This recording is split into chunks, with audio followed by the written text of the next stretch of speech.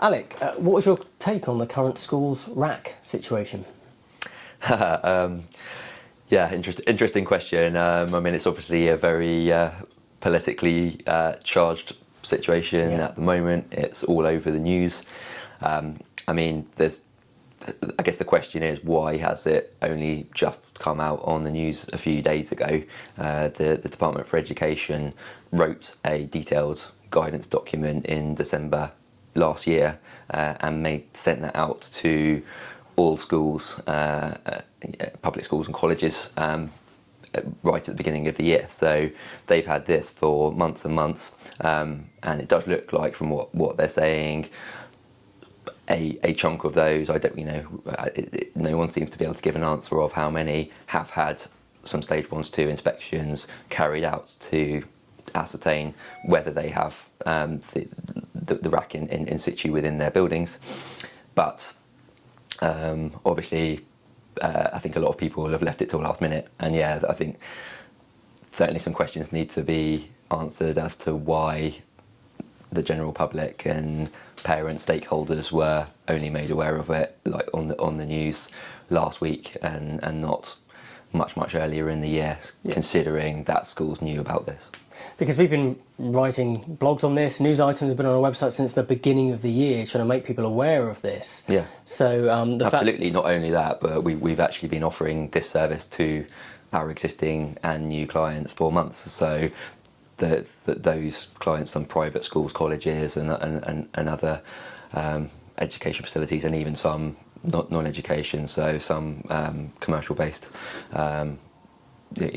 buildings and stakeholders that are in charge of those buildings have jumped ahead of the game, foreseeing that this is likely filtered through to other buildings, like it is already with hospitals, and other public buildings. And exactly the same as has happened with everything else, like asbestos in the past. They'll start with one thing, and then that will then naturally lead on to other building types. But we've been offering the surveys and actually doing surveys of RAAC 1-2 inspections for clients for the last few months. For those of us that don't know, what is RAAC? RAAC is it's RAAC, which is an abbreviation of reinforced autoclaved aerated concrete. It's effectively a bit like breeze block, if you'd imagine like the texture of breeze block to be, so aerated, quite a light, bubbly concrete.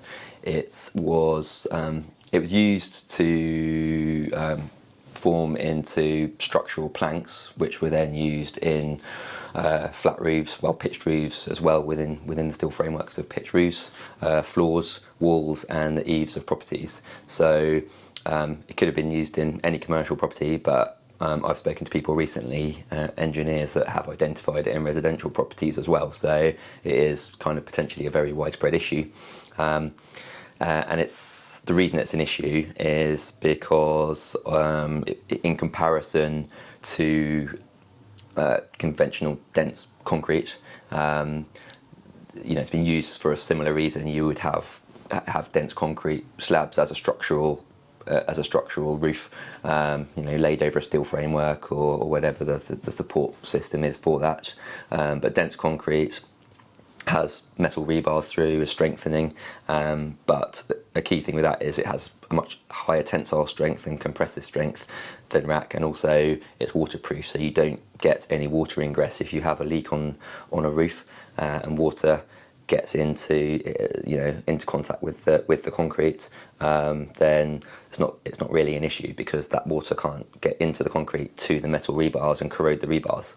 But with the RAAC, because it's a lightweight, bubbly material, it absorbs water. So even though it also has reinforcement through it and has those rebars through the material, if there's any exposure to water, so whether that's a leak from a roof or maybe humidity in particular rooms or areas within a building, then that water can work its way through the material very easily, come into contact with the metal rebar and start to corrode that. So then you start to get damage, and also alongside the existing stress and damage that may have already started to occur, because it only has 10 to 20% of the compressive strength of conventional concrete.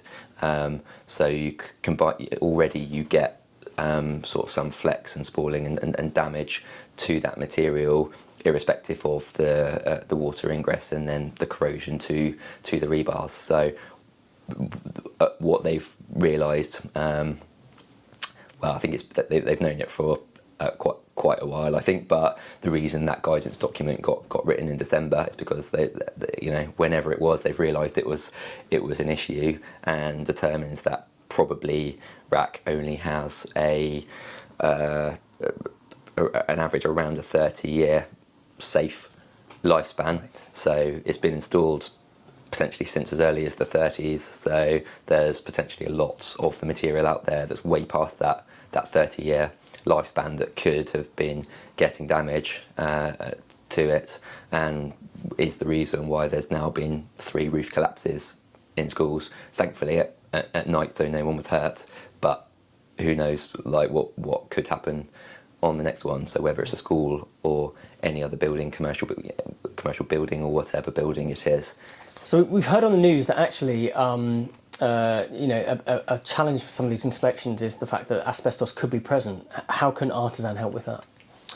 Well, firstly, I guess there's 2 implications with regards to asbestos materials in situ. One is kind of what they've generally been mentioning on the news, that if there is another collapse, you know, hopefully that there won't be, you know, heaven forbid, but if there was another collapse in any part of a building and there were asbestos materials connected to that below it, then that would quite likely break, damage and disturb those materials and release asbestos fibres as well. So you've got the risk from, like, the structural risk from the collapse of the RAAC, but also the potential release of asbestos.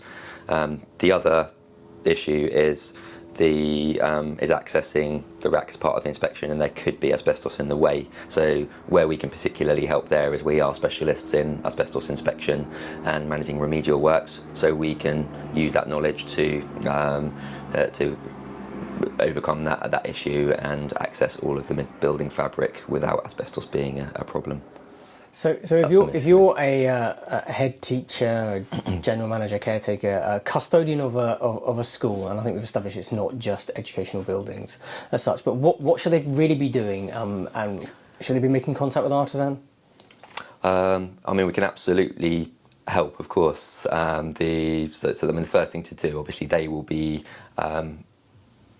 wanting to and needing to understand what the material is, the key parts of the guidance, you know, what that is saying, and what they need to do to get up to a level of compliance to protect themselves and also ensure everyone is safe.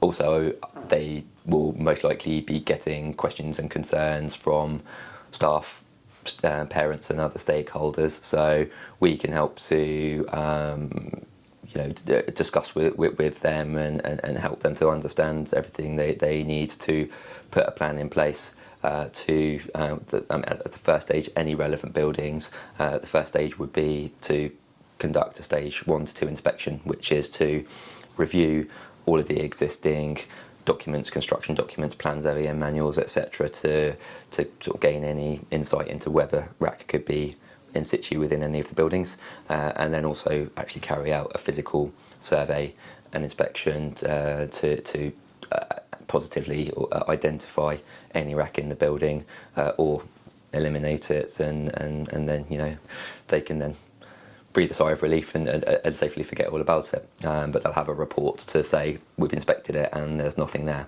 And then if something is found, then they can move on to the next stage, where they will need to look at appointing a specialist engineer to review the RAAC, take a much more detailed inspection of it to see whether any of that sort of damage or potential damage could have happened over the years, and is there any evidence of that, and then put into place a remedial action plan as to what they would need to do to prop it, secure it, replace sections of it or all of it, and go from there. Perfect. Thank you very much. No worries. Thank you, Luke.